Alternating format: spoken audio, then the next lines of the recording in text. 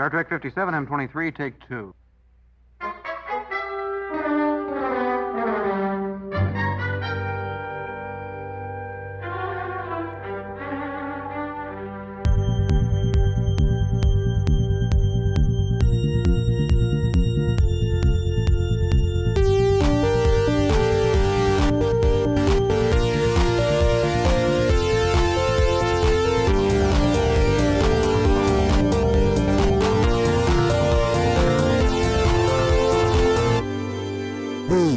Star Trek Podcast.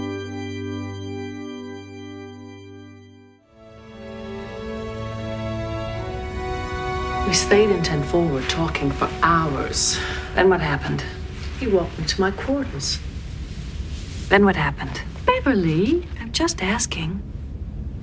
You know it's been over between Will and me for a long time. He's not Will. He is Will, but you know what I mean. It's really hard for me to separate my feelings for them. Deanna, just because things turned out the way they did between you and Commander Riker doesn't mean you shouldn't let things between you and Lieutenant Riker take their own course. I knew you'd encourage me. Well, I thought that's why you brought it up.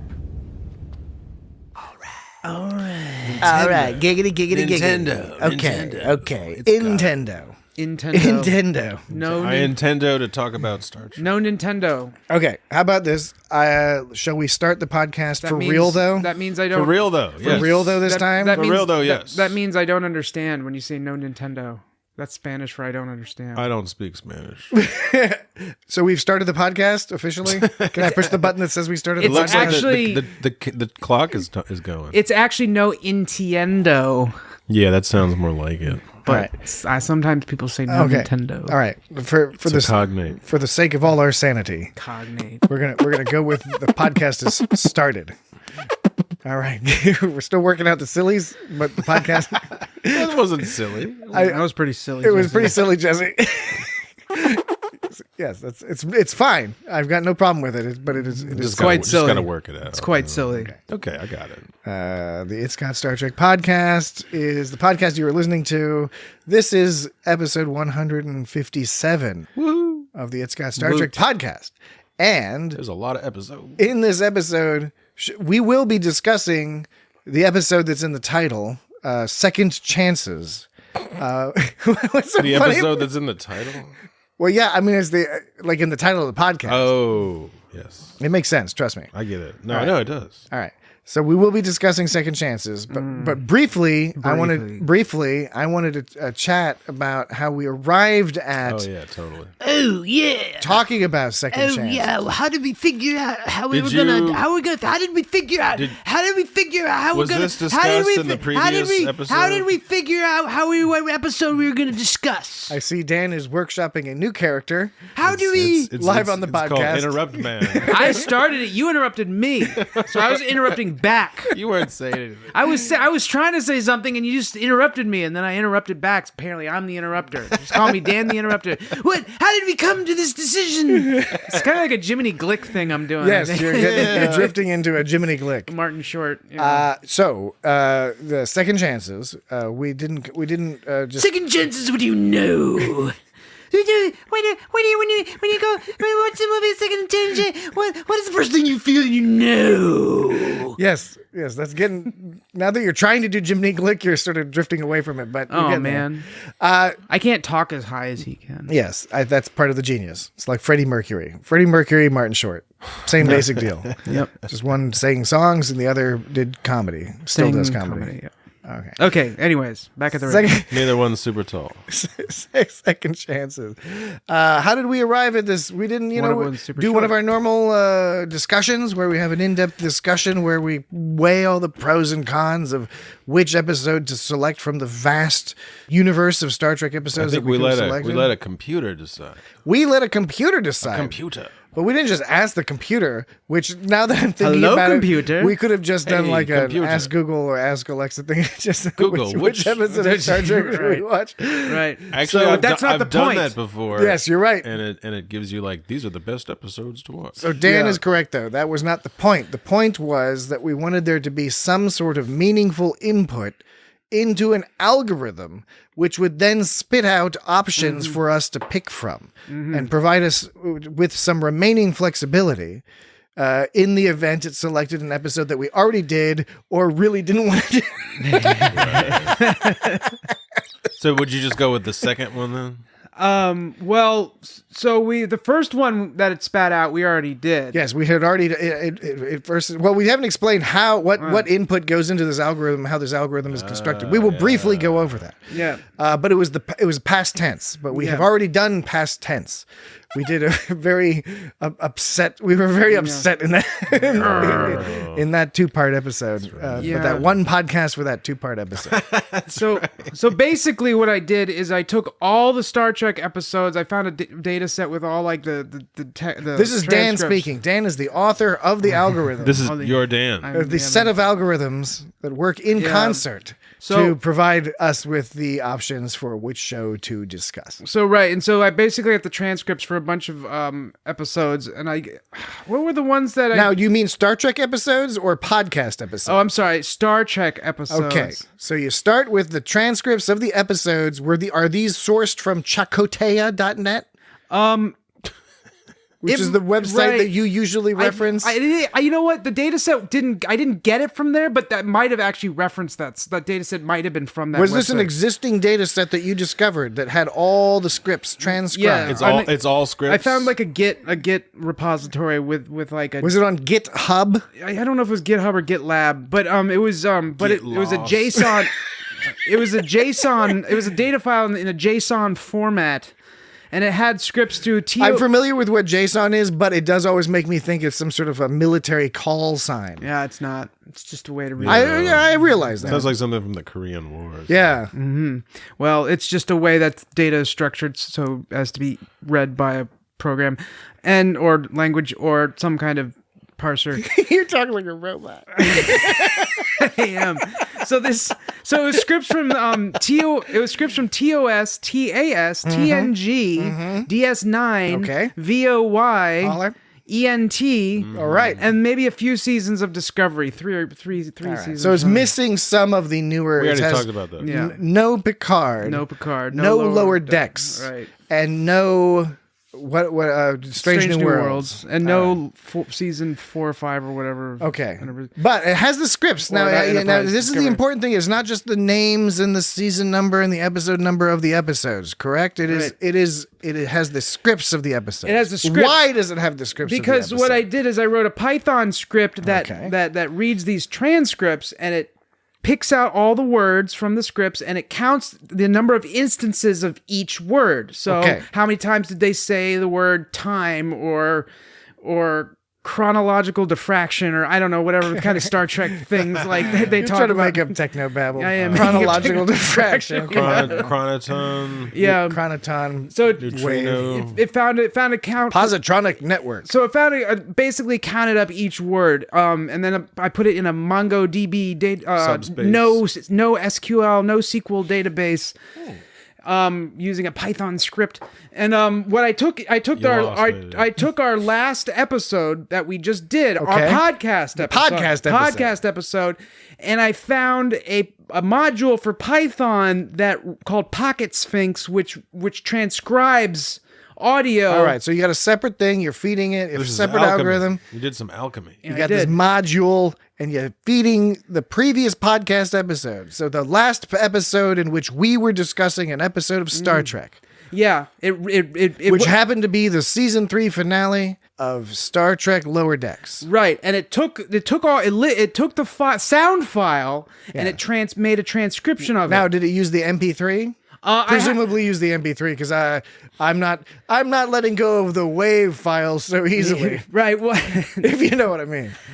Yeah, that's the. You gotta keep a hold of your WAV files. Yeah. MP3s couldn't give a fuck where they end up. It's interesting you should ask that because yes, it was the MP3, but I had to convert the MP3 to 16-bit mono PCM raw format. Oh, that's a raw PCM. Yeah, raw PCM 16-bit mono because that's now the was only it at 44.1 kilohertz or like 48? I think I want to This is say a lot of techno I think it was 44.1, but I 44.1 is common for audio, 48 for video. Yeah, I couldn't tell you for certain, but I'm guessing that's what it was. And so I had to convert that using FFmpeg. I used the command line. Yeah, sure. I'm familiar with that. FFmpeg, because that's a useful tool for both audio and video. And the reason kids out there, and the reason I converted kids who are scared of command line parameters. Come on. The reason I had to convert the file is because Pocket Sphinx only reads that format. You can convince it to read other formats, but it just spits out a bunch. I gave it one, and it like kept saying the word. Thought we were saying fish like over and over again. So I had to finally convert. I don't think we've said fish that much. No, we didn't. So, fish, but when fish. But like the PCM, when it read the PCM, that was like, this looks pretty accurate. It looks very close to if we were just speaking into the microphone, like, because you can also set the module to like listen through the mic and you can talk into it, so it does a loud transcript. So like live transcript, live transcript, live. Anyways, moving on. So that took my Surface Pro 2 about 7 or 8 hours to compute. Yes, I think I found the weak link in your chain. Yes, maybe. Because you had told me and informed me how this process of processing took, what'd you say, 7 or 8 hours? But that's just for transcribing the episode, our podcast to text. The actual comparisons did not. You have, over the past few minutes, explained with clarity a great number of fairly sophisticated technical techniques. Yeah, man. To achieve a very ultimately sort of silly goal.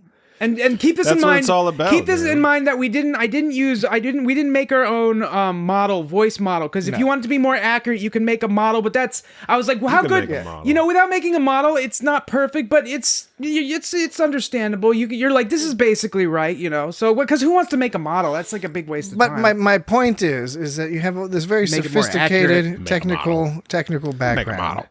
And with this, you can do all sorts of clever and creative and wonderful artistic things. Clever. And you still are running a Microsoft Surface Pro 2 from like 2013 or 14. You're trying to do all this stuff on that. Yeah. You shouldn't be doing that. I should get a new laptop. You should have a laptop and a desktop. You should have the desktop to do like the real stuff. And then the laptop is where you can do all like the thinking stuff. Be like, I've got an idea, click, click, click. And then you send the commands to your desktop. I know. I should at least get a new laptop and not a Surface Pro 2. So anyways, but the process of transcribing the podcast to text, that's what took a long time. Okay. Everything else took just a few seconds. So so from there, I took that and compared that podcast. You can probably figure out where this is going.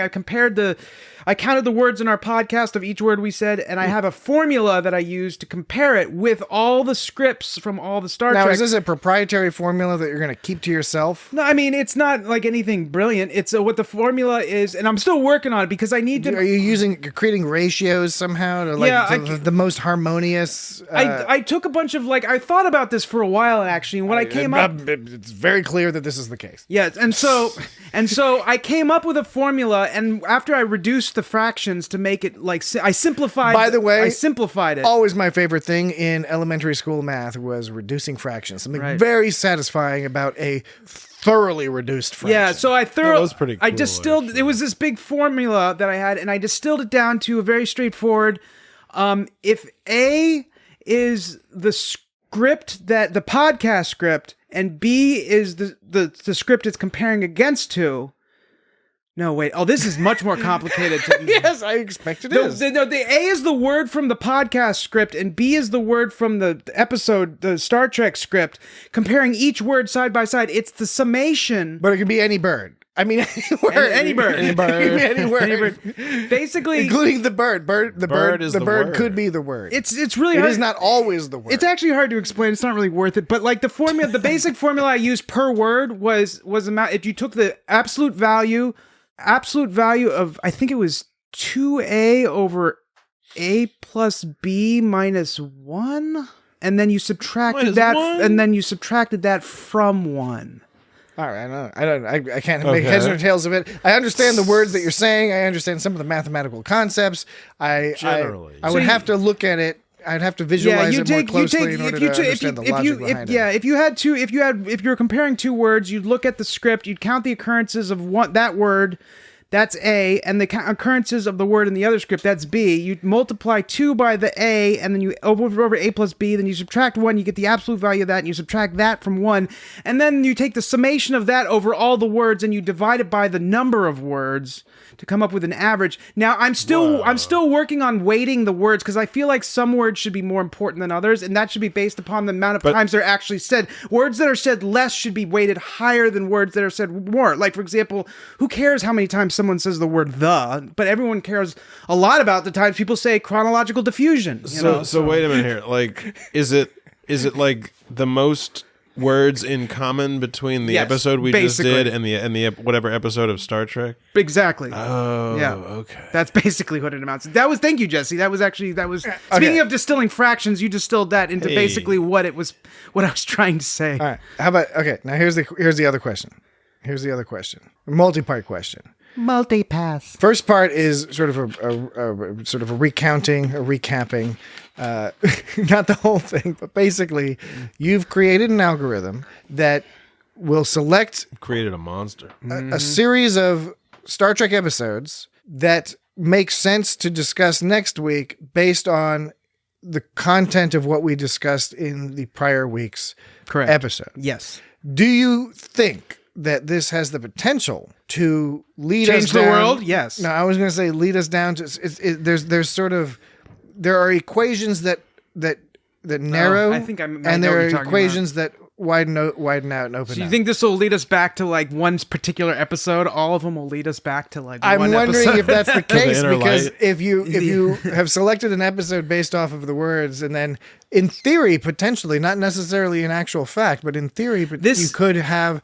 You could end up on a curve that spirals us into. It could still be a new episode every week, but philosophically, there could be something dark happening behind the scenes. It's all going to lead back to one episode, and I've really done this to prove one thing: that all Star Trek leads back to that time that Picard was going to genocide the Borg. Yes. And like Iborg. with Iborg, yeah, with that equation, What that about when impossible those, equation. That's what those this is. aliens were eating each Iborg, other? you Geordie. But that's what basically is going to happen is if you run this enough times, it's eventually, no matter who does it and how many times they run it, when you keep running the answers with... Who run it? If you keep taking the answers and feeding them into the Who question... runs Bartertown? If you keep taking the answer and keep... If you keep taking... Master Blaster. If you keep taking the answer and feeding it into the question, you will always eventually come back to Iborg. That's what I'm saying. Okay. Well, we'll see. We're trying it this week. We'll see what happens next week. We'll see what episode it suggests based off of the discussion we have this week. And so this was the second episode. Maybe it it'll suggested. just keep suggesting the same episodes. Yeah, that'd be over and funny. over again. Well, I give it a weight score, so hopefully, the weight score. I think the other potential issue. I think what was it? The last place one was a TAS. It was like the Lorelei signal, or I don't know. It was like some TAS episode was like the last. It wasn't place. the Lorelei signal that it suggested, but there was one that it had suggested. Albatross. Albatross. Albatross. Did we do that one? Not yet. No. We'll get there. The other potential issue with this strategy is we could start either purposefully or subconsciously gaming the system. Boom. By saying things that we think Like Apple will Podcasts? tell the algorithm. Yeah, like when we say Apple Podcast a lot because we're convinced that Apple Podcast. that the Apple algorithm finds people who say Apple Podcasts. The Applegorithm. And they're all like, make it rise up in the ranks. Gorillas. So you download 1 million podcasts. Because when we say the Apple Gorillas. Podcast, we always get 1 million downloads. Apple Podcast. Whoa. Sorry. You're a gross person. That's not that kind of podcast. That's not this kind of podcast. So okay, so the second chances was the second answer it gave. We didn't do the first one, which was the DS9 Because we episode. already did it. Which was past tense. Past tense. We're not doing that. We're doing second chances TNG, which is a really good episode. It is a very good episode. It is also a classic episode, and at long last, we can start discussing it just before we have to take a break. Yeah, for real though. Okay. Second chances. How do you want to do this? Do you want to just kind of go through it? You want to go through it classic teaser 5-act structure style? Sure. I thought that every time you saw like the planet and the Enterprise, it always looked really good. You know. Yeah. I mean, it's later TNG, But so there was they've some got, kind like of the graphics down. There was some kind of whooshing, like sandy whooshingness that was probably it was probably the distortion field or something. But there was You some gotta kind of have the distortion whooshiness. There was field. whooshiness that you saw on the planet. If you look at the planet, it was moving. It looked cool though. Yeah, that's It what I'm did look saying. cool. It was nice. Now, do you know who directed this? Iborg, It was LeVar. you Geordie LaForge. Yes, it was LeVar Burton. And we know that he directed a ton of episodes of Star Trek, particularly starting in later TNG, but he did a lot of the series. He was only briefly in this episode, and that was when it's hard Troy to- was looking yeah. for second Riker. Is he second Riker or is he like Lieutenant Riker? What do we call He's him? Lieutenant Riker. Well, let's not- call him Lieutenant Riker. Yeah, he's hardly in it. He just like He's does in some it a couple. he does some He's also explaining. he's in the or it's the conference table lounge. when like there's something like on the warp core housing and like Yeah. He's like, "Can I help you, Deanna?" Yeah, It's that's what I was there's talking about. There's a fucking rail there. You're not Right. supposed to touch this shit. She's all leaning over. So wait, so we're not doing second Riker and real Riker. We're doing Lieutenant Riker and Commander Riker. Okay. All right. I get where you're going. In my notes here, I've written Lieutenant Riker and Commander Riker. I've written it that way for two primary reasons. First of all, that's what they're referred to in the episode. And second of all, it's a perfectly reasonable way to differentiate it would make between more them. sense to even say Will Riker and Thomas Riker. But Not technically, because they're not Will and Thomas until the end of the episode. William Thomas Riker. William Thomas Riker. That's correct. Okay, so Commander Riker, Lieutenant Riker. Commander Riker, Lieutenant Riker. We're like laying the ground rules to this conversation. Nightbird. That's another ground rule. We have to mention Nightbird pretty early. All right, but yes, let's start with the teaser. Let's do it in some small semblance of order because we can discuss the teaser and then we can take our break and then continue on with the rest. All right, how's that? Teaser. Teaser starts. Teaser. It is, Jesse, as you noted, it's late TNG, and late TNG started treating us to things like casual Deanna and sort of Patrick's doing a weird jig right now. bopping Beverly. He's like Because bopping Beverly. Beverly was just sort of like, she was having a good time. She was being mischievous this episode. She knows how to cut loose. Beverly's always mischievous, but you're right that they started to let her out. And she was just like when Will, let me just jumping ahead, but when Lieutenant Riker came into the room that one time, she's like, "Oh, I gotta go, hey," and then she was also like, "Did you fuck him?" You know, yeah, she's totally pro fucking. Yeah. But yeah, so the casual Deanna and Bop and Beverly are hanging out in 10 forward. Riker's just playing the trombone in his silky shirt business. I tried to Shazam it and I couldn't. They didn't come back with a tune so we don't know who was playing that tune. Well, I was going to ask you. Dan is our resident boner. Right? Yeah, but Jesse knows. He's a tromboner. Jesse probably has a wider range of knowledge. Well, okay, than I do. Jesse may know the name. Who knows? Maybe he knows the name of the tune. But Dan, I was going to ask you about what quality Will Riker / Jonathan Frakes / whoever they have playing it and then overlaying it in ADR, however they do it.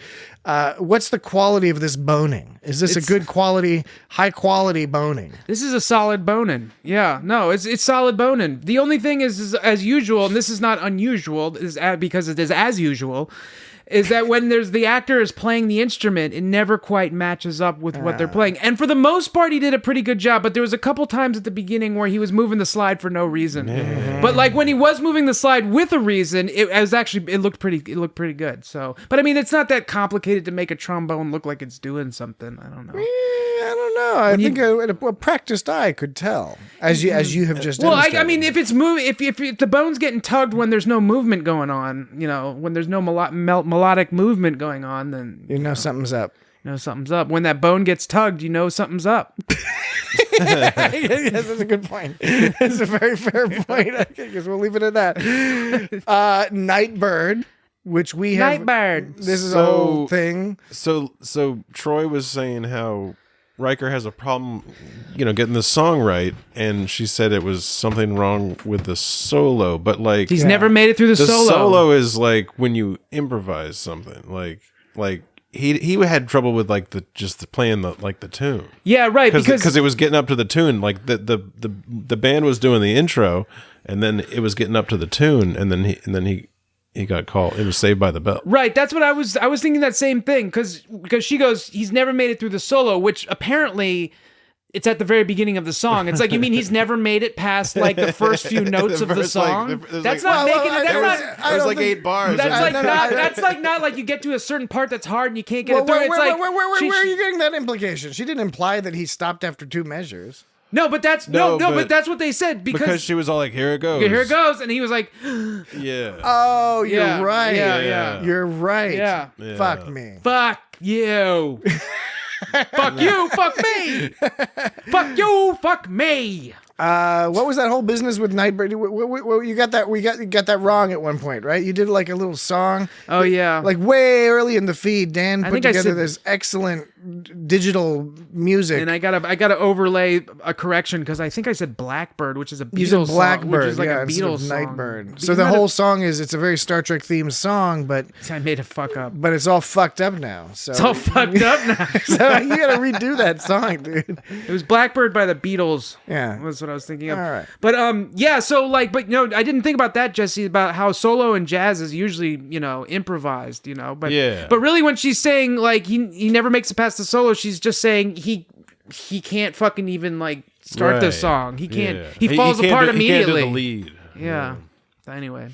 Which seems like a crazy thing, right? I understand that some songs are more difficult than others, but just as a concept, the idea that somebody who is presented as being an amateur but competent musician would have one particular song that he has a nervous breakdown 1 or 2 measures in. There was another episode where he had trouble with a song. I forget what song it was, but it was like he would always get to a certain part in the melody, and it would be like, oh, I can't get that part. I just can't get that part. Maybe something's just wrong with I forget Riker. what the song was. It was that episode where something weird happens and like some aliens tricking him, and it's like that little boy. And it's supposed to be I know that one. Elliot with with that Elliot boy.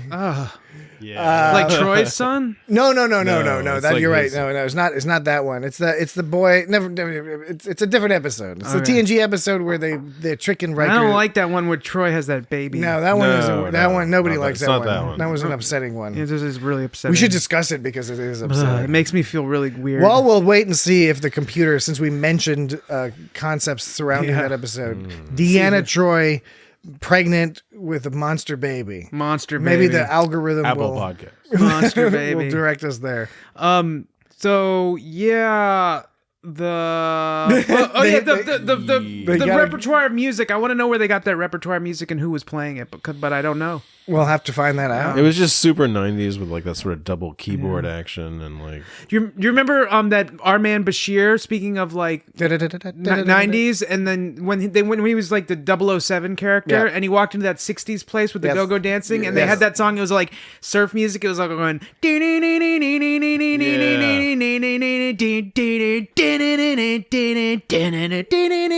it was all like going do do do do do do do do. Yeah, I remember Dan doing this routine when we discussed that episode.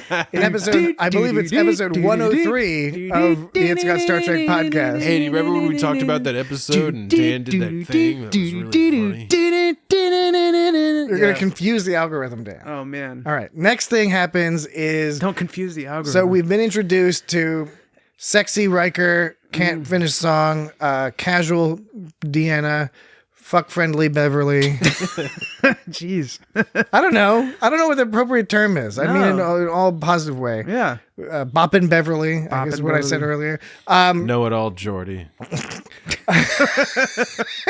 Damn. But now they've got to beam down to the planet. Well, first they have. Well, yeah, they talk about beaming down to the planet. And it made that. Well, I want to mention because that made me realize, or at least think about, or reconsider how these Starship crew people, they have no work-life balance. No, none at all. None at all. Because like he's like, So they live where they work. I'm gonna walk. It's like you're thinking like, oh, he's walking in the bridge in those clothes. That's unprofessional. But it's like you don't have a fucking choice because you're needed on the bridge right now. Data needed to tell him, and Data had that. Just tell him over the intercom. Sure. Right. Data was all ragging on the old transporters because like Riker was all like, oh, that was didn't work out so well, and then Data was all looking at him like, Yeah, dude, that was like 8 years ago. Yeah. Those transporters fucking sucked. Yeah, Kick-ass transporters, man. Fuck you. And that also started making me think about, like, you must feel terrible, like, if a bug in your software is causing people to not rematerialize and shit like that. Yeah, like, for that's real. got to make you feel like shit, you know? Like, and that's basically what was probably happening is they were, it was probably someone just fucked up, and that's why they weren't as good. It's not like it wasn't there yet. It was just like they probably just weren't very good at it, you know? I don't know.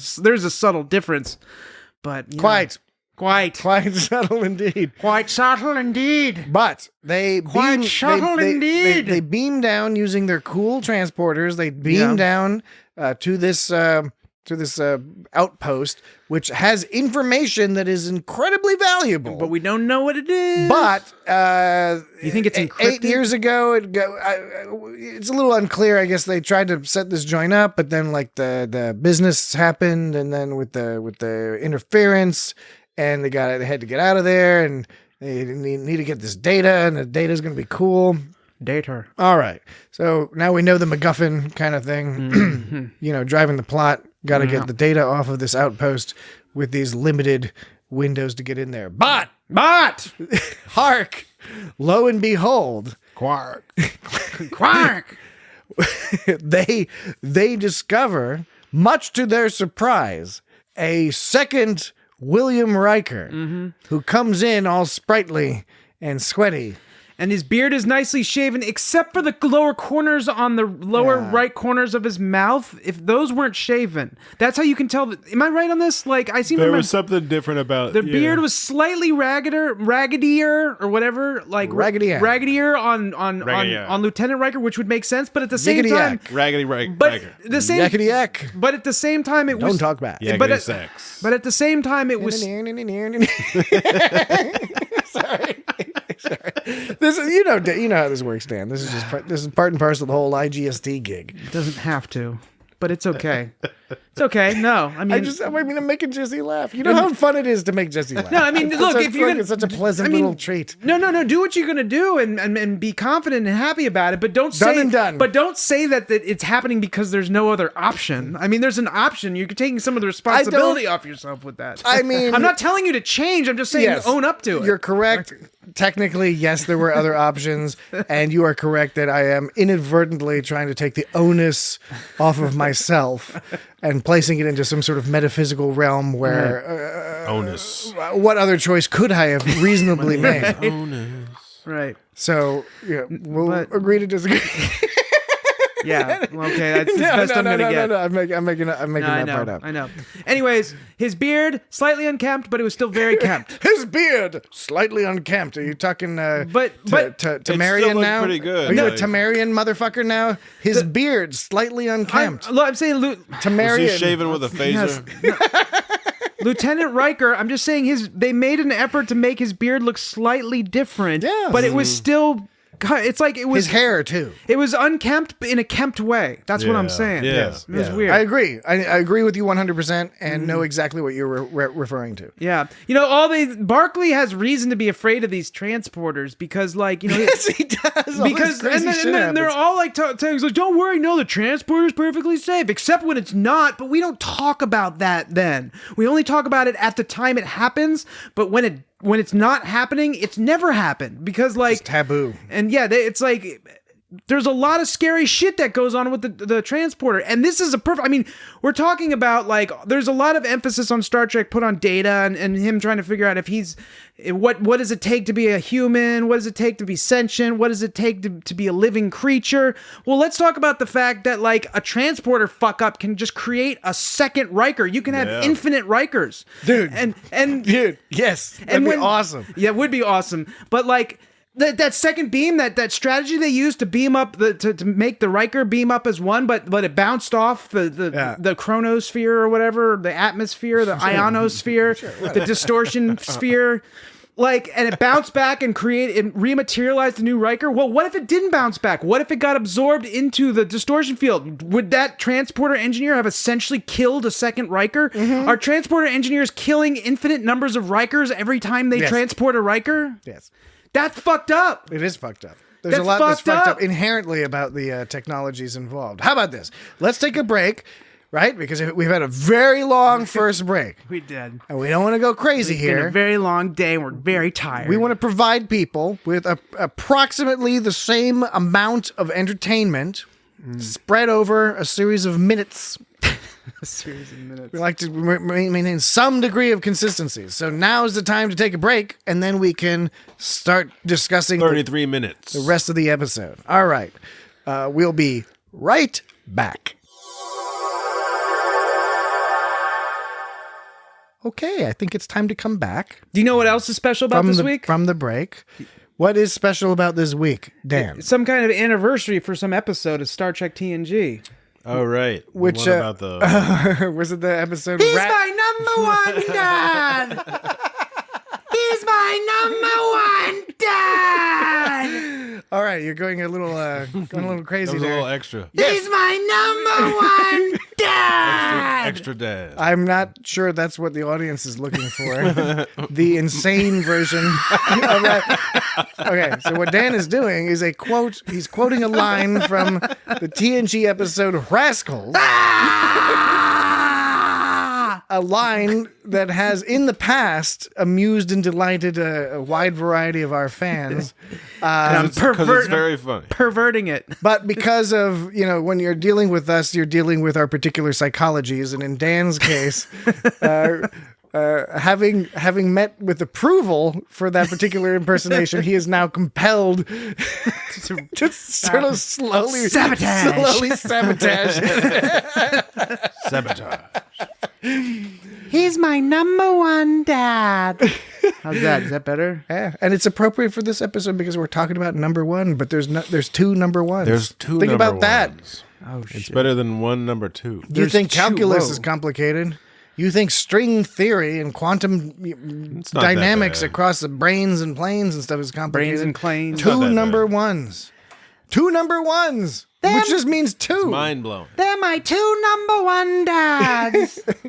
My number two dad. See, I'm just afraid it's going to get worn out and people are going to be like, it's not funny anymore. Yeah, no, it's happened already. Oh. Prior to this, though, Oh. I wouldn't worry about it. Oh. It'll come back eventually. And these are evergreen episodes. People listen to these episodes in all manner of Some orders. people think it's funny. There are people who are big fans of the show who won't watch this episode because they haven't seen this episode yet, and they're doing some sort of You progression. won't listen to this They're- episode, you mean? Yeah. Well, yes. I suppose that's more accurate. Well, I will put it to bed then.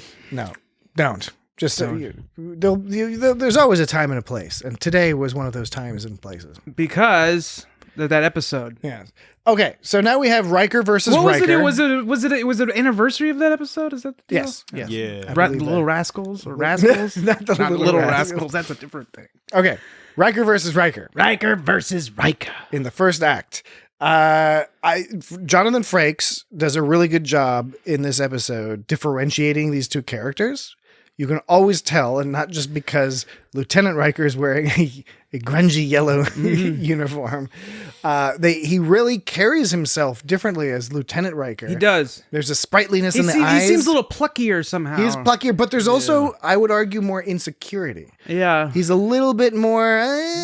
He doesn't know exactly what's going on. I think part of that is, his situation, and He's part just a of it is lieutenant. he hasn't gone through the confidence building process. He's at that young fake bravado, whereas I think Commander Riker has like real bravado. Yeah. if that makes any sense. It does. It does. Well, he made it off of that planet. He's like around the same age then as we are now. Maybe we're a little older. I think we're older. Yes, probably. Yeah, he's probably like 38, Yeah. 40, something like that. I bet his Not even. I bet his knees weren't like all fucked up like mine. Are your knees all fucked up? Yeah, my right knee just started doing something weird the other day. Was it like fucking playing canasta? Stop that. I'm officially old. My knee's playing canasta. No, it's just What the hell is canasta? it's my body's getting noisier as time goes on. Yeah, that'll do that. Yeah, so Don't I bet do that. Rikers didn't do that. Eventually, It did like recently. Yeah. Or I mean, he's old now. I mean, he is old. I'm sorry. I forgot how to speak. Yeah. Oh, but yes, Star he is. Trek. He is. The Lieutenant Riker is also a little bit more mischievous. Lieutenant Riker's also a little bit more like questioning, more like more mischievous might be the right Mischievous word. More slash like insecure. petulant, more like Definitely more yeah. petulant. Commander Riker is just just jealous of Lieutenant Riker. Like Lieutenant Riker's coming up with like good ideas for like missions, and like the captain's going with it, and he's scoring with Troy. Commander Riker's just like, what the fuck? This guy came out of nowhere. Well, I think part of it is he's forced to consider the choices he's made in the intervening time. The way he plays it is actually, I think, very similar to how Riker treats Shelby. Do you remember when Shelby is trying to basically be his first officer when he takes over after Captain Picard is like Borgified or whatever? Right. And he just kind of doesn't like her because she's a younger person. She's more aggressive than he is.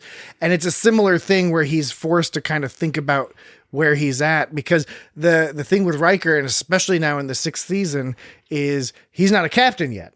And as Lieutenant Riker mentioned, he's like, I'm going to be the first captain. I'm going to get captain before the age of 35 or whatever. Right. And clearly Riker didn't do that. He had all these opportunities to become captain, but he's chosen to remain the first officer. And And it's like the very thing that fucked Lieutenant Riker's life up is the thing that caused Commander Riker to move up quickly. Yes. So that's also kind of that's like another factor. Yeah. Makes them both bitter with each other. But yeah, it is funny to see him kind of wrestle with all that behind his more mature eyes. And mature isn't fair because Lieutenant Riker is technically just as mature, but they've had different experiences. And I think Riker has got the more seasoned. He's been out and about doing stuff. He hasn't been just like getting by and surviving, which is going to take your personality in a different direction. So I think, it was, the interactions between the two Rikers were mostly pretty good. There were two moments when it was a little bit weird. One was like when they first met each other, like, and they did the side by side and they were talking to him. It's like they were kind of looking in different locations, and I was trying to figure out which one was superimposed on the screen or if it was like a split screen. Maybe they just superimposed both of them. Yeah, I don't know. It was the difference. It was the way they were talking with each other was weird. And the other part that was weird is when Lieutenant, I gave you an order, Lieutenant. Yes, that one. Yes, like when Lieutenant Riker is like, "I'll just stay down. Don't worry about it." He's like, "I gave you an order, Lieutenant." And then like Lieutenant Riker does that thing where he tilts his head back and he's like looking at him, and he's like, they're both. He's like, "Yes, sir." Yeah, right. Yeah. And that one really looked kind of awkward. But the poker scene, that was a goofy one. Yeah, the poker scene actually, I thought that one looked, and it wasn't like awkward bad. It was all part of the charm of the episode, honestly. But the poker scene actually was pretty seamless. I thought. Well, and it's mostly because they were shooting different people. I mean, like the different angles, That's right? True. They weren't in the shot at the same time. That's true. So LeVar Burton, as we mentioned, directed this episode. I think, and this is early on in his directing career, I think you see a lot of the stuff that he's really good at. And I think there are a couple examples where maybe dealing with this blue screen and stuff, he wasn't experienced enough maybe at that stage to get it like quite as good as we've seen them do it at other stages or even earlier in TNG. I think some of that was just maybe some novice directing. I don't know if maybe that's not the case, but I kind of got the impression. One reason why I got the impression was because although I like the direction for the most part in this episode, particularly Burton uses a lot of really long takes, like that conversation that's coming up soon between Worf and Data is just like a really long, there's no cuts. The camera doesn't move at all. But it works really well. Now it's putting a lot of the work on the actors, but it works out very well. But there's that scene early on in this episode where it's in the conference room where they're first discussing what happened, like right after it happened, basically. They're first discussing it, and they're all sitting around the conference room, and Geordi's trying to do the whole explaining thing. The camera does this like really awkward, like walk around the table, and it's a little lumpy and bumpy. It sort of stood out to me as something, an abnormal, unusual shot that I don't think quite worked. I was looking, whenever I look at that conference room, I always like forget where it is in relation to the rest of the bridge. Because is it like right off the bridge? It's like behind. It's right off the bridge. I think it's behind the bridge. The door's up in the back. Right. Okay. Yeah. And then I started looking at different like layouts on the internet, and they have like the conference room is always behind, but they have the turbo lifts in different spots. There's always that one turbo lift in the right spot, but then different layouts have like a second turbo lift somewhere. I think there's and a that turbo moves lift around. at the front that goes to the battle bridge. On the front right, if you're looking out the view screen, I think you have on the left side you have Picard's ready room, but I think you have a turbo lift on the right that goes down to the battle bridge. What's the battle bridge? Wait, we've never seen the battle bridge. We have. The battle bridge is yeah. when the saucer Early section on. separates. Oh, But yeah. sometimes they just go to the battle bridge because, as people have noted, it is kind of silly to have your bridge like at the top of the ship. Is the battle bridge the one I thought the bridge was the one at the top of the ship. It is, but that's what the battle bridge is all like down Bridge. in the engineering hull. So you yeah, can fly okay, around. right. You can either be safer from blasts, or I mean, they barely ever used it. They only used it when they separated. Apparently, it was like really expensive to unaffected. Well, doing that, I mean, they did it once, and you could just have to replay the same thing again. Yeah, no, you're right. That's coming back to me now. For some reason, I was thinking battle bridge. I was thinking like there's another turbo lift that goes higher, but that's crazy. Were you thinking battle toads? No, I wasn't. Battle bots. Battle chess? Battle farts. The Battle of the Bulge. No. Okay. We just had to check. Battle of the Bridge. Battle of... That's not it. I just made that up. Last thing in the first act was the awkward Imzadi reunion. Oh yeah, that That's like kiss, right before the commercial that break. Kiss, like she looked like she was like Troy looked like like kind of like she was sort of being attacked a little bit. Well, she was a that man, counts. just a man that she doesn't know. Just That counts. Yeah, kissed her he kissed her in the 1990s, early 1990s style, which people made out real fucking weird back then. Real fucking weird. I think everyone was coming down. They had stopped using cocaine for the most part, and they were readjusting to their bodies. Like all their nerve endings and stuff were getting sorted out. So when they kissed each other, there was lots of like sort of like hugging and wrestling and biting. Yeah. Riker was. This is interesting because there was a few moments. All the kisses in this episode are weird. The kiss was weird. All the things were weird. The scene where they were doing the Tai Chi. It was actually like some kind of Klingon janks, but it was identical to Tai Chi. It was identical to Tai Chi Huan, and there was the Komanara Some was kind of funny move. the Komanara in Klingon was what the crane block was in Tai Chi Huan, but it seemed like Riker was almost mansplaining to Troy a little at one point. Pretty much. Because he was like, she's like, oh, that's the Komanara. He's like, it's the crane block. And then when he goes, now let's try something else. It's like that when he said, now let's try something else, it sounded like he was like, I'm in control now. Yeah. Of course you're going to listen to me. I'm going to mansplain this to you. And I know it was... I'm Lieutenant Riker. Yeah, and I know maybe I'm reaching a little bit, but I don't think so. I felt a little like... I felt the same way. You're right, yeah. And like when Riker was also at the other time when he was just like, don't you think I would have made the same... He'll make the same decisions that I would... He goes...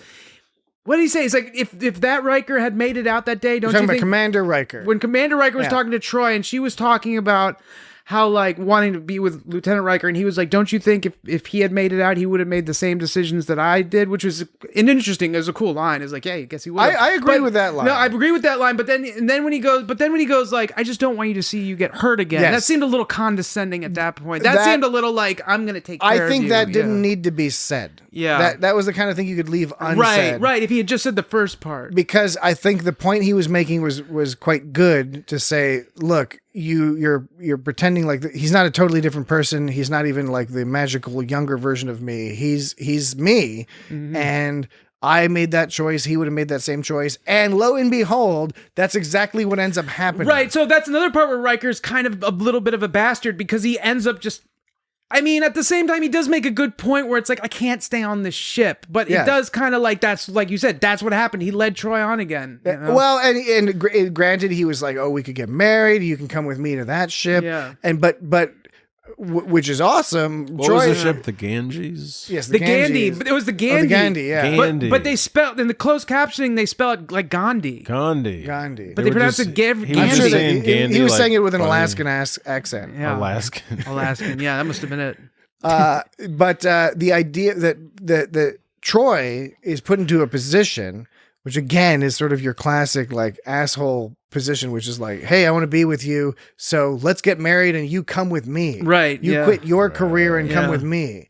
You are the chief psychologist and confidant to one of the most renowned captains in all of Starfleet, serving aboard the flagship starship.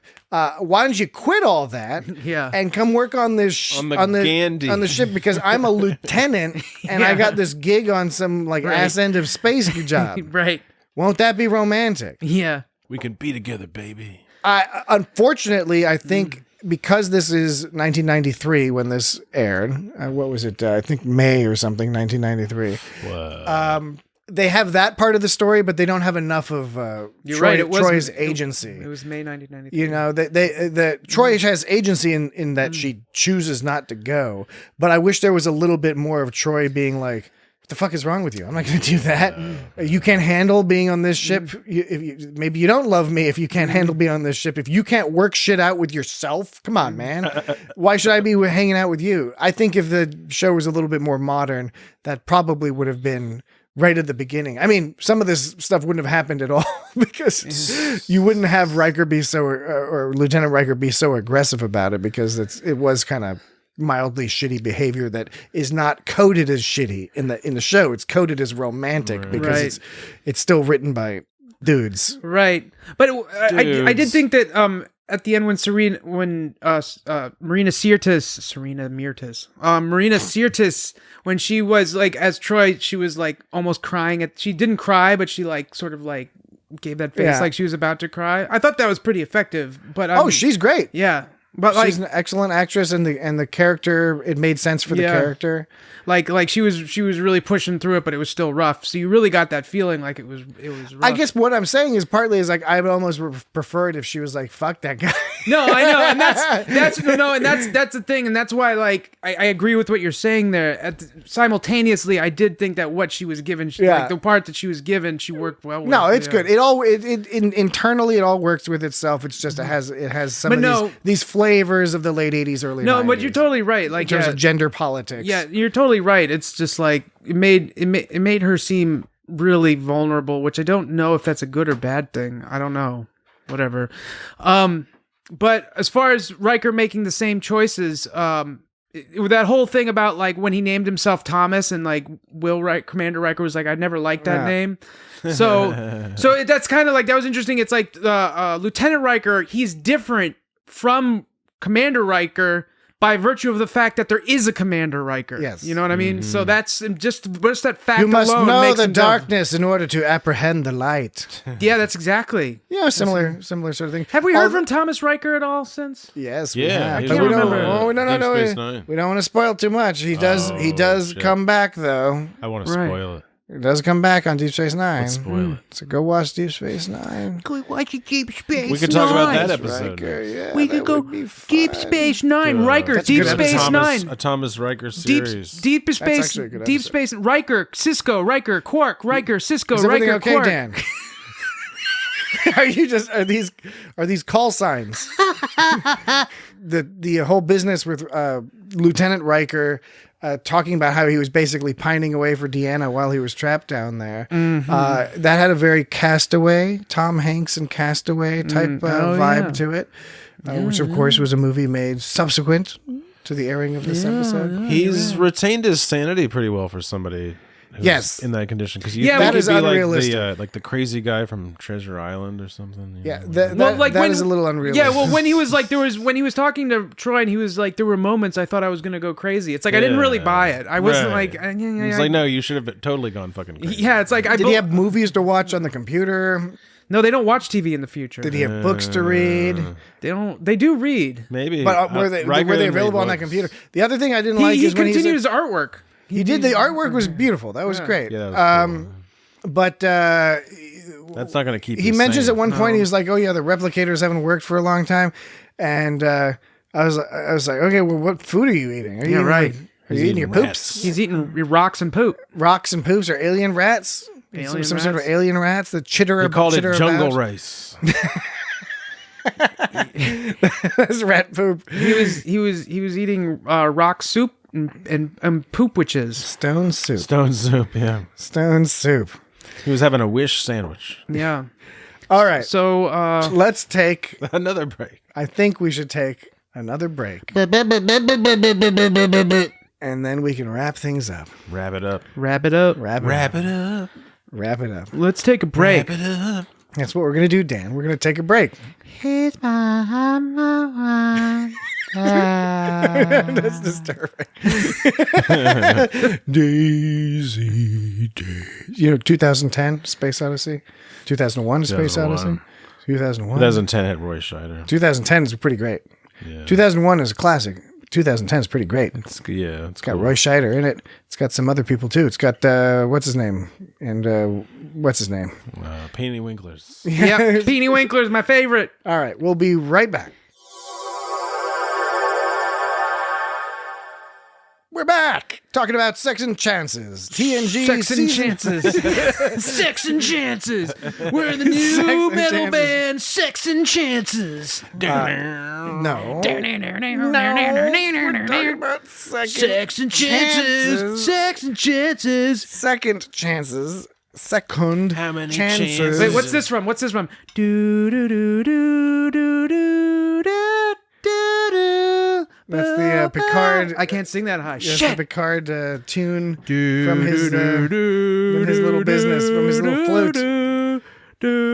Yes, the inner light flute. Yeah, The inner that's light the flute. closest to inner light we're ever going to get to talking about. Yeah, probably. Unless the algorithm that you made spits Oh, it God. out and we Oh, have I to don't talk even- about But it. it's What do going to we lead even- us. It's going to lead us shit. home. Maybe gonna that's lead the us episode home. that it ends up with. It's either that or it's Ala Moraine. We already did that one. Yeah, I know we already did that one. Did we do that one? We did do that Yeah, one. We did the hell out of that You one. don't remember that? It's Move Along Home? oh, maybe I'm thinking of the baseball one we didn't do yet. Yeah, no, we didn't do that one. But the Move Along Home we did, and we all agreed that it's a great episode.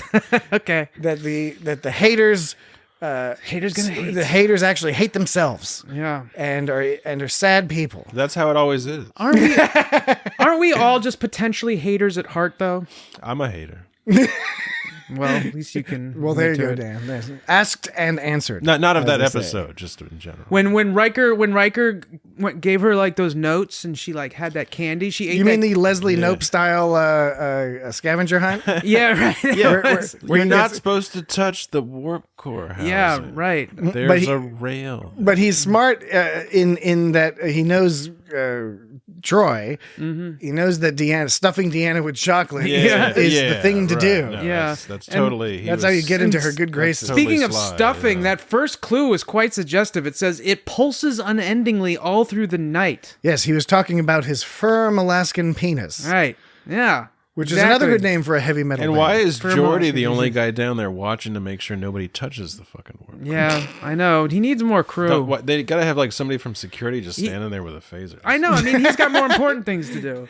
But remember, they don't have security in the future. That's why. Well, That's no, they have security. They're just No. never like standing around. well, no. Remember, they had like when they had those people from the the 80s, like the stock investor and the partier and all that, and they were Yeah. just allowed to wander onto the bridge. Well, whenever. you know, but there's the security peeps like Worf and shit, and like when you call like the guys that run around and shoot shit. the guys that run around and shoot You shit. know. You know what I'm talking about. the I know what you're makers? talking They're called the security peeps. I like that scene with Data and Worf at the end there. I thought that was a nice scene. It was like totally unnecessary. Yeah. It was completely unnecessary, but I liked it. Which I thought one? It was the scene with Recap the scene for us. Data Set the scene. Tell the scene. story. When Data was all like curious, and Worf's That like, wasn't "Ugh." unnecessary. Well, it was it was unnecessary in the sense that like it didn't really further the plot. It just sort of gave the audience something to think about. And I liked You're it. talking about when Data is asking about like why they don't get It's, along, why the Rikers don't get along. Yeah. and then Loss of uniqueness versus disappointment in something about yourself. Yeah, when Worf actually, I mean, Worf was like, "Oh no, because I'm not easy to get along with," and Data's all like, yeah. And then Worf was like, "What the fuck?" yeah, that one. But Worf gave an insightful comment, which I'm glad they Yeah. let Worf say something insightful because, and I mean, like, the scene didn't like. I like the Because scene. that dude is deep. I like the scene a lot too. I like the scene because it wasn't so we didn't need it for the plot, but it gave us it sort of spelled out some things for us to think about and like stuff that was already implied, but it was already kind of It like. was like in. It didn't feel like sometimes when episodes of shows do this, it feels like they're talking down to you, trying to explain what's going on. But this one just was more of just like a little food for thought thing. It was like, doesn't that happen in Shakespeare? There's some kind of like little side bit, and there's some dudes talking on the side about some stuff. But usually It's a they're little, talking to like, themselves, diversion. aren't they? Sometimes people talk to themselves. Yeah. Sometimes people talk to each other. Yeah, either way. This was similar to the Data and Worf scene in the next phase, where the Data is We did that discussing. Yes, we did do that. Yeah. Data is discussing Geordi's funeral. Oh, that's right. With Worf, Worf. Jordy and They're Ro. talking about death, and That's a he video game. and Worf are talking about death. And it's kind of interesting because Worf is all like, I don't know how That's to. right, yeah. Worf is all like, I'm happy those motherfuckers are dead. They're all rocking and rolling in the afterlife. Klingons think that's awesome. And then there was the whole thing where he was like, he died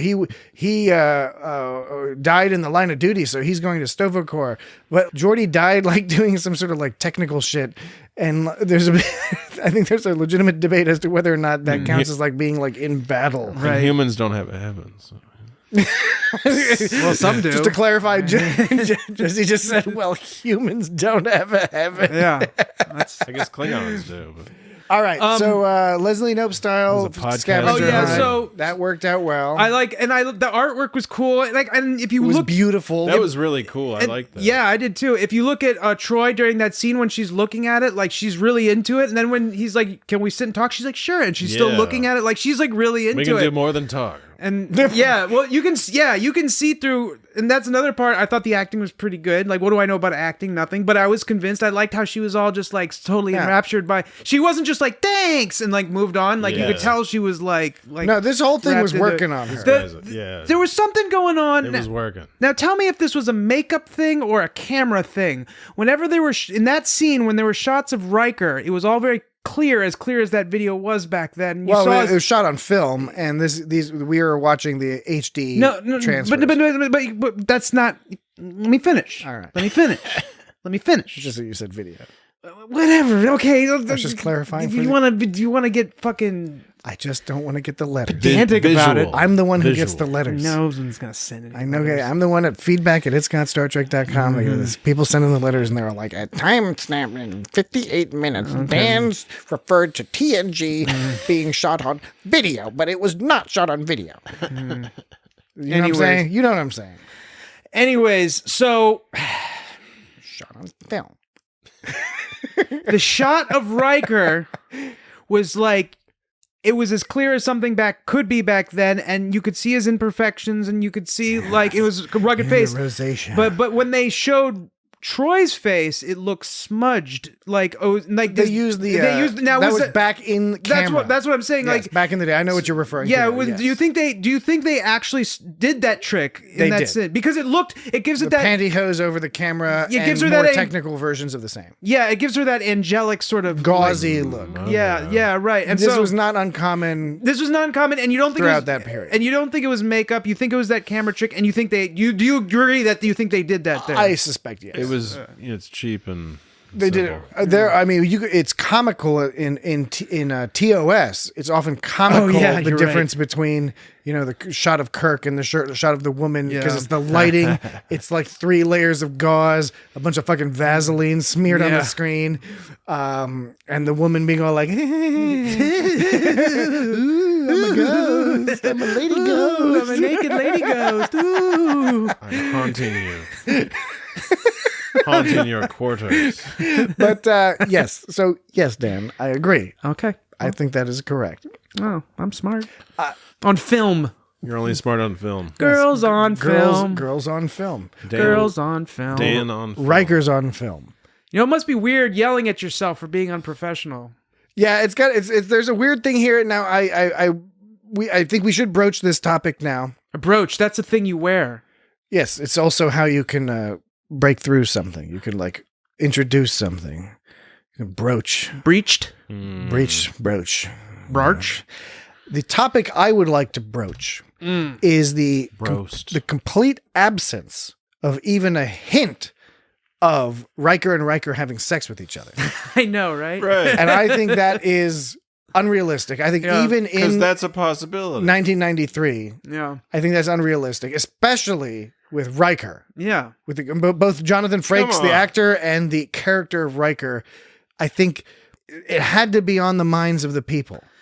But they did a really good job of Now, excising it from the there's script. 2 of them. There was a lot of like fear of homosexuality, back around That people wouldn't be time. homosexuality. But that that's would my be po- masturbatory. That's what I'm getting at. Do you think that society is ready for that before they'd be ready for actual like? Probably not. First of all, point number one: TNG was a progressive show. Granted, limited by the confines of its time period. Is it incest? No, I do not think it's incest. It's not incest. It's not homosexual and it's not incest, and not saying that the two are in any way related. I'm just saying, Nor are they. Well, I guess I technically shouldn't say it's this. something new and theoretical. Yes. That is a theoretical possibility. That requires sci-fi when shenanigans. there is a clone of someone. right? The questions of clonery. It's like, are you gonna kill each other, or are you gonna, What do you think the term will be for a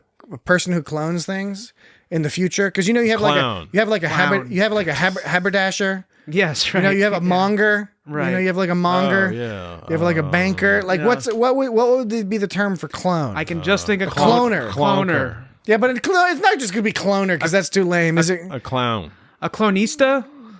cloneer? Clone. Are we really wasting time? Clinician. A clinician. Clinician. A clinician. A clonician. No, that's one that just tends to clones. In Spanish, That's like the maintenance. In Spanish, it would be a cloniero. I kind of like that. Cloniero. Cloniero. Do you know a server is called a mesero, and mesa means table? I know What's Mesa means trombone? but What's trombone? you know the answer. Trombone. Now, server. Now, do you mean a Boner. server What's as Dan in in a person Spanish? who serves meals at a restaurant, Yes. or a server as in a computer server? Sorry, I meant a person who serves meals in a restaurant. Now, Thank you what for would a remembering. computer server be called in Espanol? No say? That's a good question. Yeah. Write in at feedback@itsgotstartrek.com if you can tell us what a computer server, how do you say computer If you server had lived in Texas and not Oklahoma, maybe you would have known. in you're right. Espanol. All right. So we will continue the discussion of the clones. Sex didn't happen and wasn't even hinted at. You could Wasn't argue. even hinted Well, at. you could argue. I Much to know. our I disappointment. know many people are going to argue. They're going to say, "Hey, Patrick, what are you getting at? They had animosity towards each other."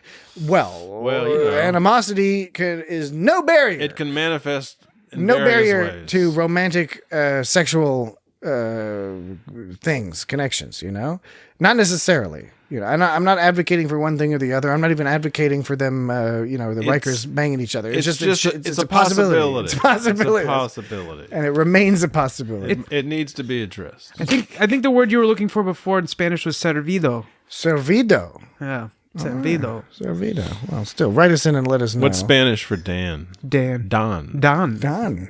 Trombone. Patricio. Yeah, so no Riker. Jesse. So we just talked about the Riker, no Riker sex. Now, when you get mad at Riker, when Riker gets mad at Riker, is he getting mad at another person or is he getting mad at himself? That was the whole point Worf was making. But it was hilarious when Lieutenant Riker and they were in the cave, he's like, "Where should we go, sir?" And Commander Riker's like, "You know these best, right?" He's like, "Yes, sir, I do." And then that was kind of an awkward exchange, but then Commander Riker, when he rolls his eyes at himself, it's like, yes, that's pretty hilarious. It's hilarious, but it's also these arguments they have, and I found it particularly true when they were having that discussion in engineering, where sort of the initial real dressing down that Riker gives, or Commander Riker. Right, so that was a straight dressing down to another person. That one it really sort of illustrates how silly it is that they would let any of this happen. Like, why would you let this clone? And not that they can 100% believe the story, and it makes sense. It's like, okay, we figured this out. This is actual Riker, blah, blah, blah. I know they set up the story to be like, we really need this fucking data. So in order to get the data, he's going to have to help us. It's like, okay. They should have instantly transferred him to another ship. He shouldn't be being treated like a Starfleet officer, right? Even if he's going to help them, it should be like, dude, for the time being, you're a special case. yes, you're like a civilian. Yeah. You're not going to wear a uniform. You can give one of them, funny shirts. You're going to have security around you Riker because wardrobe. even if this story, this fantastical tale is 100% true, you could go crazy. You could be a crazy person. Yeah, you were alone with no TV You got for that 8 years. No thing, TV. thing with your beard. Thing with your beard, it was kempt but unkempt. Yes. It was unkempt but kempt. Did he? And the earlier, was it Jesse? Were you the one who was asking? Was he shaven with his razor? razor, with a phaser. shaven with a phaser. Shaven with his Yeah. phaser. Shaven with a phaser. He was phaser shaven. No replicator and something makes Will Riker. When you got no replicator, you got to shave with your phaser. Phaser shaven. There's the whole poker thing, which we touched on briefly, but I don't want to go by the poker thing without commenting on a couple things.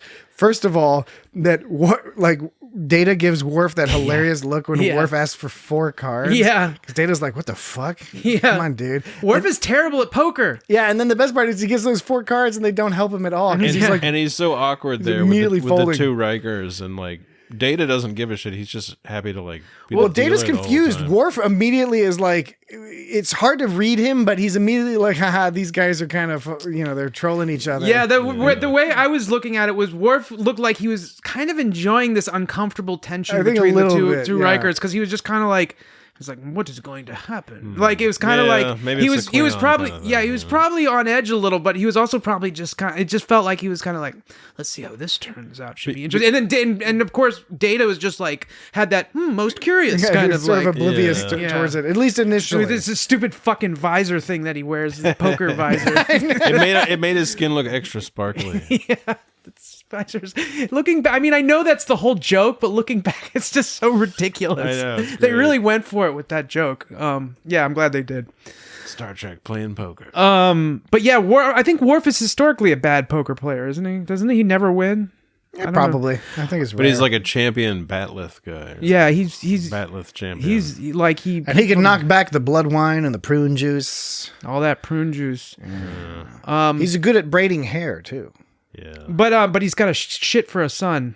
Shit for his son. Yeah. But he's got 2 spines or something. Yeah, something like that. Right. two spinal cords. Yeah, backups all around. They should just make a second person as a backup. There is no way. I like that there was no way that they were going to let us know which Riker was going to win at the poker game. Like that was the whole. That wasn't the point of it. The point was just so like Lieutenant Riker could all like tell Commander Riker that he was a stupid jerk face and didn't appreciate what he had. But I like that they were both like bluffing. And he's like, who's going to win, Riker or Riker? But it's like we don't know if Riker beat Riker because that's the whole point. Well, and it made sense to me that Commander Riker was the one who won out in that exchange because he has more experience, more real world experience. That's how I kind of took it. He was kind of like, look, we're both the same age, but it sucks that you were trapped in that hole, but that did set you back a bit. But we never got to see which cards they had. Yeah, but I'm sure the implication was... You know what cards look like. The implication that what Lieutenant poker is. Riker was bluffing. Otherwise, he would have pushed forward. I don't know. I think they left it a little open. They wouldn't have gotten. I think it didn't was- want to get so like pokery. I think jargon. poker babble. Well, I think I saw it as like Lieutenant Riker was just using it as an opportunity to give him that zinger at the end, being like, "You always were dealt the better hand." So Exactly, Lieutenant Riker yeah. won that exchange. Okay, no. First of all, course he did. I would argue he looked like a total chump. No, I think he won. I think he looked like a chump. I think he won. I think he looked like a chump. I think he won. I think he Like looked, a chump, like a chump, I like think a he chump. looked like a chump. Yeah, he looked I awesome. think you think he won. I think you won. think he won. He did you win. think he won because he took. You think he won? He did a 2-point. I think he looked like a he chump. did a 3-point. He folded. He did a reversal though. He did a reversal. He's Wait, like who are we talking about? One? I got confused. Commander there. Riker. Commander think Riker. he folded, but he took that. No, Lieutenant Riker Lieutenant folded. No, Riker I know. Duh. Yeah, but you just said Commander Riker. Okay, fine, whatever. Lieutenant Riker folded. Gotcha. He felled, and then you think, oh, well, he folded, but then he was like, zoom, and he Okay. said that comment. It was like, oh, he took a defeat and turned it into a victory. 2-point reversal. Lemonade. Game and match. Okay, now here's the problem with your position. No problems. It doesn't work in poker. The problem This with is no, but the problem with your position. First of all, I think just I'm a sort of stupid. a baseline. No, you're First not of all, I'm stupid. But no, you just think he won. But First he of all, didn't. I'm a stupid jerk-faced dumb head. It seemed to me that it was very clear that, Dumb that head. when Lieutenant Riker folds, he's folding because he's admitting, yes, Commander Riker, you're right, I was bluffing this whole time. And then to try to regain. You thought he was just being me. Well, okay, let's analyze this for a second. You always had the better hand in everything. You always had the better hand in everything. This is a poker metaphor, of course. But otherwise, it's stupid. It doesn't make any sense. What do you mean always? He didn't know that there was this other Riker, Commander Riker, until fucking a couple days before. You always had the other. Ever since the incident, like, was it just that? Like, was it the one hand which was in the transporter incident, and he got out? He had Commander Riker had the opportunity with Troy, and he gave it up. The thing that ruined Lieutenant Riker's life is the reason that Commander Riker is winning at life. And now Commander Riker is sitting there yelling at Lieutenant Riker, being like, "Hey, stop being such a fuck up." It's like, motherfucker, I've been trapped for 8 years, and you're yelling at me because I was 10 minutes late to a fucking meeting. I'm not arguing that. I'm arguing the construction of this line. It doesn't make any sense. You always had the better hand in everything. I don't like that line. It doesn't make any sense in the context. Grammatically. It doesn't make any sense when you consider... Grammatically, thematically, don't make any sense. When you consider... It's only like a poker pun. When you can consider prior to the transporter accident, it makes no sense. Every single thing you're saying, Dan, is correct, and I agree with you. I only critique the way this line is written. To me, it doesn't make any sense. It would have been better if they're like, well, I guess you got dealt the better hand. Belt the debtor hand. You got dealt the better hand. That's a better line. That's a better line. Because he was dealt a better hand. That analogy works, and it fine, focuses the audience's mind on the event that split them into two different timeline directions, basically. Do you think whoever smelt it dealt it?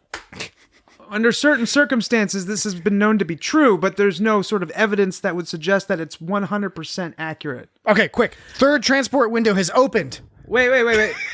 Wait, I was just going to say... I was just so excited when they were like, the third, they've already told us there's only going to be three. Did we miss the second one? No. Well, maybe we did. I don't know. Maybe we did. Well, we didn't talk about when, like... Look, wait. I was still talking. No, what did we not talk about? You moved on from that subject before I was ready for it. All I was going to say about the Riker poker situation... All I was going to say about the Riker poker... We didn't get a chance to meet his... Dealer folds. Look, you're right. That line would have been that's when Data was like, look, okay, the line that you suggested would have been a better line, but I still think it was important in that it forced Commander Riker to consider that he should be a little bit more grateful about what he has. And not give Lieutenant Riker such a hard time. I agree. I get what you're saying now. Previously, I didn't. Now I get it, and I agree. No, now you make me... Now I don't want you to agree with me. Because you have mental problems. You have argued your point and successfully convinced me of your position. No, I didn't. You're just trying to shut me up. No, I'm not. How the fuck can I ever win? I can never win in this scenario. Because I sincerely agree with what you're saying. I was not initially understanding what you were saying. Now I understand it, and upon understanding now, you must be. I agree. You must be Lieutenant Riker because you're making me feel like a real chump right now. Wait. Wouldn't that be Commander Riker making you feel like a chump? But then because you argued that. Okay, I get it. Okay, Jesse, what were you gonna say? Confusing episode. There was one of the missions down to the planet with two Rikers, Worf, and I believe the nurse. Is this a joke? No, this is. It's two Rikers, Worf, and a nurse. This is one of the things that happened, right? You know, there's a nurse that assists Dr. Crusher. I think she was part of. Was it Nurse Ogawa? Believe that is her name. I couldn't remember, but yes, her name is Ogawa. She was in the back of the transporter. She's always bed. hanging around. Anyway, the other Lieutenant Riker showed up late, and then Commander Riker said, "Okay." So Worf yelled at him, "It's like you should have been here because this is the military." Right. And then Commander Riker was like, he's not used to punching a clock, and nobody punches a clock, and that's just one of those silly 20th century phrases they use. Why would they still say that? Yeah. Well, why do we still have a disk symbol to save in a file? Right, yeah. It's a disk. It's like an old school square floppy. Why does it look like folders, file folders on the computer? I like folders. And the notebook has lined paper on the icon. They should look like alternate dimensions. Yes. Should look like a triangle and a star. Yeah, that'd be cool. Like some kind of fractal. They need to be more shape oriented. Yeah. Like more of your basic shapes. Basic shapes and advanced shapes. Super shapes. Just I want to learn about some of these shapes you guys are talking about. Random polygonal chips. Ogawa, she's always popping her head around, isn't she? Yeah, she's one of those extra characters that she gets a line sometimes, and she's always been on the ship. But like, she happened She's to be like- on that mission. I don't know if anybody knows. She's like a jobber. Like, that's what you'd call it in She's a jobber. a pro wrestler. Like, Barry Horowitz was a jobber in pro As wrestling. opposed to a jabroni. Well, jobber is a jabroni. Oh, that's what a jabroni That's what it is, came yeah. from Iron Sheik would call jobbers jabronis. Barry Horowitz was probably the most famous jobber. The jobber is the person who always loses. So the analog isn't it isn't a perfect analog because Ogawa rules. But like, you know, Ogawa rules. Ogawa rules. She doesn't lose. Yeah, she doesn't lose, but it's like she's one of those characters that she's not in the credits, like the main credits, but you see her every once in a while, and you're kind of glad, and you're glad she's there because you're like, hey, it's you. I like seeing you. Just a couple steps down from O'Brien. Yeah. In the hierarchy of TNG. Does the second turbo lift in the bridge go to cetacean ops? Every turbolift goes to cetacean ops. Okay. That's canon. Okay. Because it ends in a water slide. Yeah. Right. Whoa, what if cetacean ops ended in a water slide? And like you could like swim down to the hole at the bottom and it would suck you and spit you out into space. Into empty space. And then you'd be all floating around in space, and then then they'd get you with the tractor beam and pull you back in. Oh, I think it'd be fun if the turbo lifts all went through cetacean ops and it was clear. Yeah. So like as you're going through that section, God. you'd see the cetaceans flopping about. The cetaceans doing navigation calculations. Oh my God. It's really Cetaceans, fun watching navigations, cetaceans do calculations. navigation calculations. Cetaceans doing navigation Cetaceans calculations. doing navigation calculations is so fucking awesome. Makes me hot. Okay, I know what to get you for Christmas. A cetacean. Did you notice that back at the scene where with the Riker and the Troy? Yeah. Did you notice on the table? I think it was when it was Which Riker and with both the Rikers when and the Commander Troy? Riker was talking to Troy and 10 Forward. With the chocolate. Right after she made out with when she was talking to Commander, I got you. yeah, after she made out with Lieutenant fucked Riker. Some Lieutenant serious Riker. smooching. Do you think they fucked? They fucked. They did. Oh man, yeah. I have to Do assume. you think they fucked right then and there? Yes. In that room, in their Yeah. Tai Chi uniform. Yeah. I think that's what that room is for. I don't funny think it's a Tai moves. Chi room. Yeah, it's a sex room. It's a sex room. And Crusher knew that. She was like, that's why. She's like, Crusher I'm going to get out. totally knew that, She knew yeah. because she was like, and then what? You fuck him? And she's like, Beverly. And she's like, and then she's like, oh, you didn't? Oh, now you're gonna because I'm out of here. Yeah. She's like, Beverly. It's like an old landlady in a British sitcom on some council house. Well, Beverly!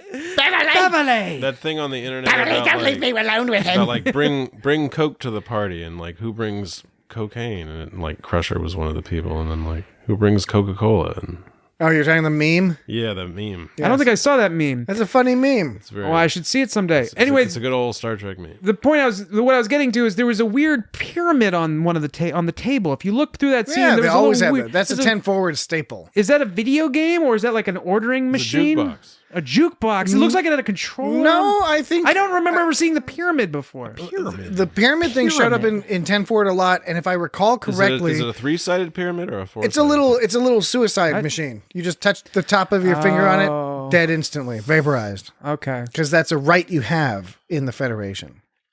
Yeah. Okay, that's true. You know, So you have the right to die. we really learn how difficult it must be dating Riker because he really only cares about himself and his career And his bone. and his beard. bone. That's why it meant They so didn't- much they when he didn't- gave away his bone. They did not pick that instrument by accident. No, they did not. He's a tromboner. Yep, he's a tromboner. And he gave so Lieutenant Riker left his artwork with Troy, and he got to take his bone. Bone. He won his bone. His bone home. Tug his And then Riker's bone like, now I can home. get a new bone. Now I can get I can replicate a new bone. Replicate a So- new bone.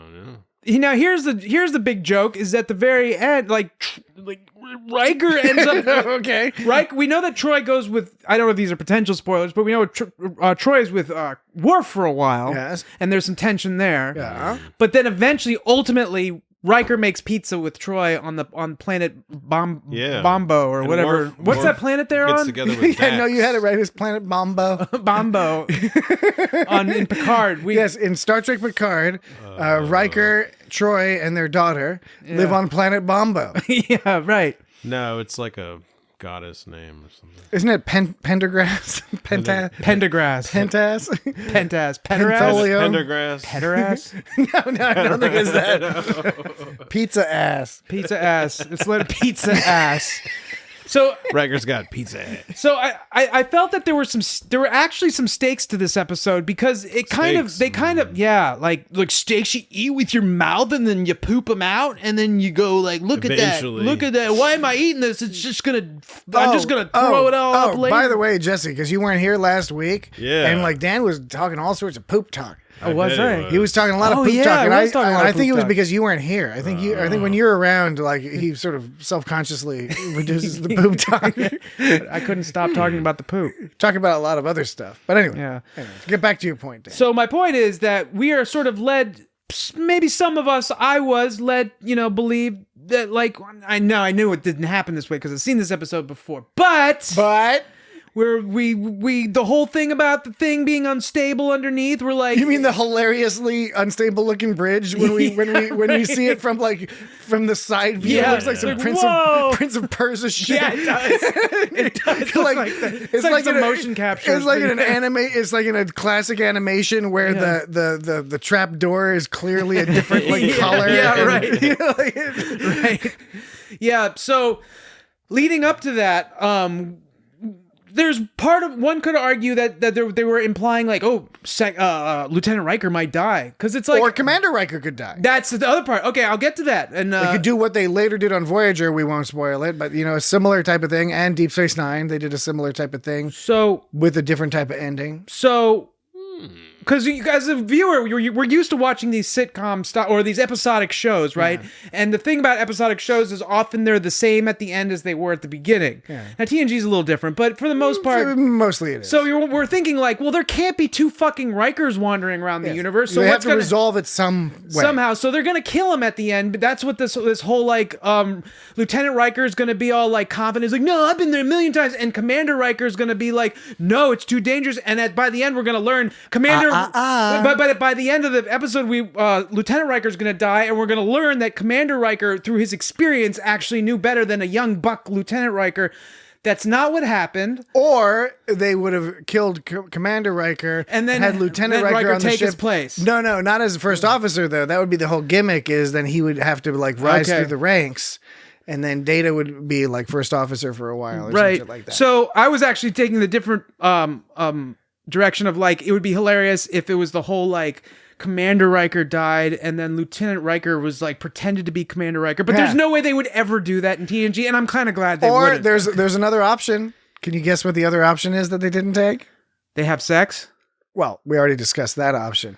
No, they could have killed them both. Because that was a rickety-ass bridge. So they could have both fallen off that goddamn bridge. Well, when he was like... plunged to their death. He was like, what is he saying? He's like, I'm getting pulled in. Yeah. Yeah. It's called gravity. They even had one of those shots where it was like, this is a perfect shot for him to let go and then for Lieutenant Riker to have a cheesy fall where he's like, no. Yeah, Die Hard style. Hans Gruber style. Right. So there were actual stakes, but they didn't kill Lieutenant Riker. And you know what? I'm glad that they were. I honestly think it's more. It's more interesting that interesting that they didn't kill him. Yeah. The traditional sitcom-y type thing would have been to kill him and set things back to the normal thing, or had him stay on the planet because he was institutionalized and he wanted to go back to the planet and be like, I'm more comfortable just living here. So. Yeah, that's fine. And that's him what they coming should have done out with Khan, though. Yeah, and they did a fake out too. Even when he was like, oh, there's radiation in the room. This wasn't here before. Yeah. And then of course, Commander Riker, like if he's like, don't give up so easily. He's like talking to himself.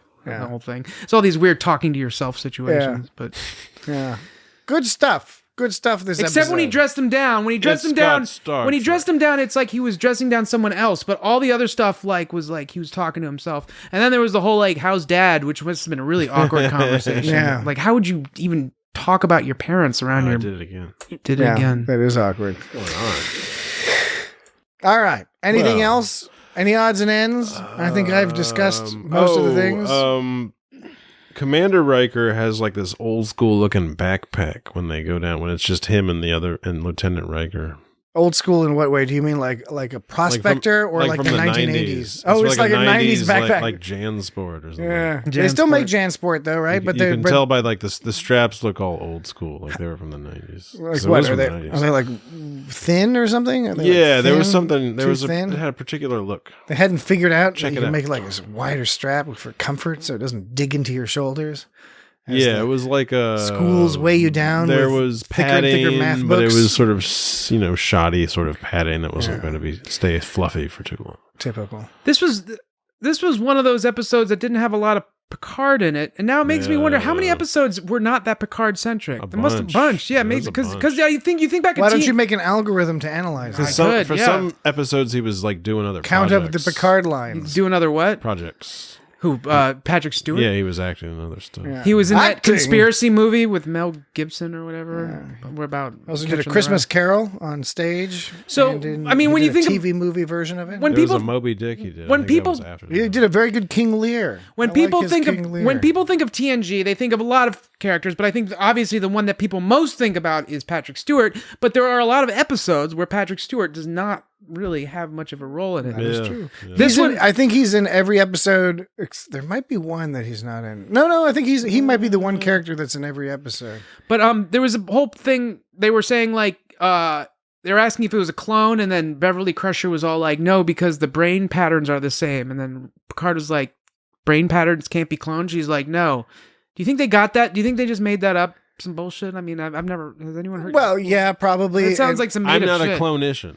Yeah, I'm not. You're not a clonician. And That's true. and Beverly and Picard both have experience with this from that. What was that? That season 2 episode. yeah, you but I know, mean, like as a writer, where Picard sees himself Beverly's from not in 6 years in season the but, future. But as a writer of the show, how do they know if brain patterns can't be cloned? Do you Dude, think it's they, a do you think, sci-fi do you think they program. looked it up? It's Or a do you- science fiction program. They get close. They just write some shit. How down. accurate? Like when we talked about how accurate in that our man Bashir, where Cisco's character was gonna like fire cause all the volcanoes to erupt and like make oceans again or something. It was supposed to shrink the crust of the earth Yeah. to make the land. And was that fly. accurate? Because is there anything to that? No? I don't think so, Dan. Sounds a little fishy. Yeah.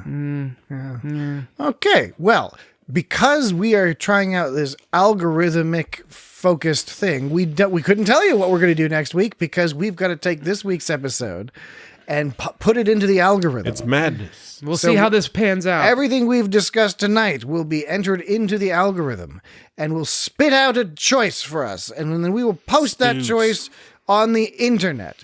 Where on the internet, Patrick? You might be asking. Well, I'll tell you. How about this? One of those places will be our website, www.itsgotstartrek.com. No slash or nothing. It's just www.itsgotstartrek.com. That's the website. What's another place? Well, Facebook.